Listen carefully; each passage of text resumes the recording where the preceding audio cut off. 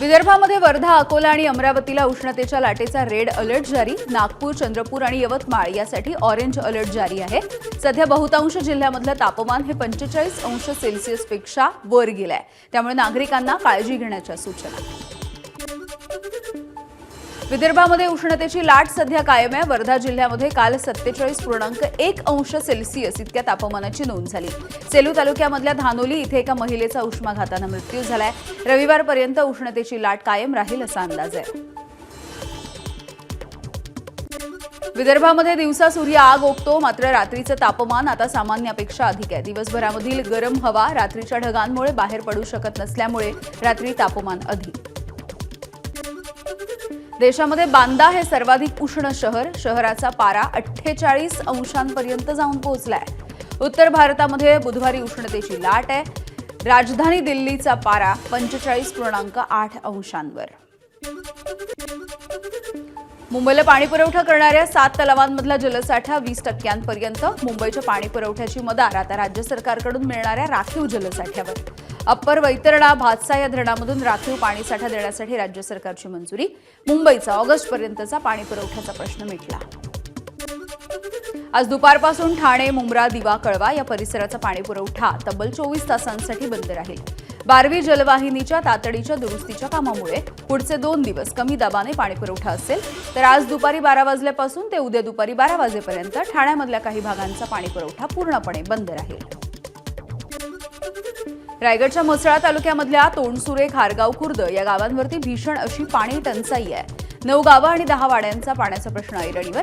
पाण्याचे स्रोत असणारे झरे देखील आटून गेलेत.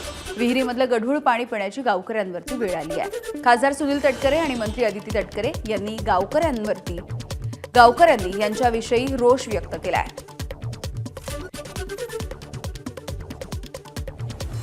इथून जे पाणी आम्हाला येते ते पाणी पण वेळोवेळी त्यांचे पाईप फुटतात. वेळोवेळी आज पाईप फुटला की 8 दिवस पाणी नाही, परत पाईप फुटला की परत 15 दिवस पाणी नाही. मग हा प्रॉब्लेम नेहमीच चालू आहे.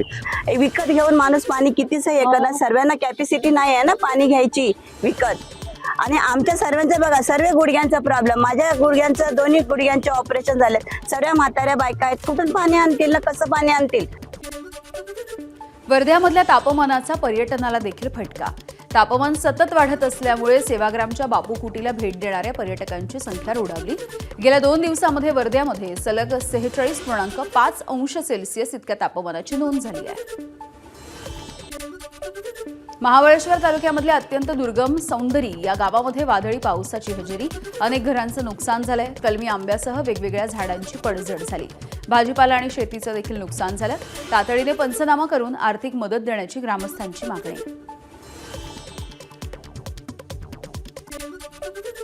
वर्ध्याच्या भोर अभयारण्यामध्ये पाण्याच्या डबक्यामध्ये बसून थंडावा आणि विसावा घेणारी वाघाची जोडी कॅमेरामध्ये कैद झाली आहे.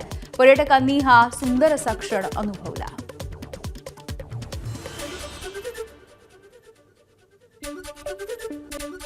अमरावतीच्या मालटेकडीवरती पाण्याचे फॉगर्स. उकाड्यापासून स्थानिकांना दिलासा देण्यासाठी पाण्याचे फॉगर्स बसवण्यात आले. शहराचं तापमान तब्बल 46 अंशांपर्यंत गेलंय. जिल्ह्यासाठी आज उष्णतेचा अलर्ट आहे. एबीपी माझा, उघडा डोळे बघा नीट.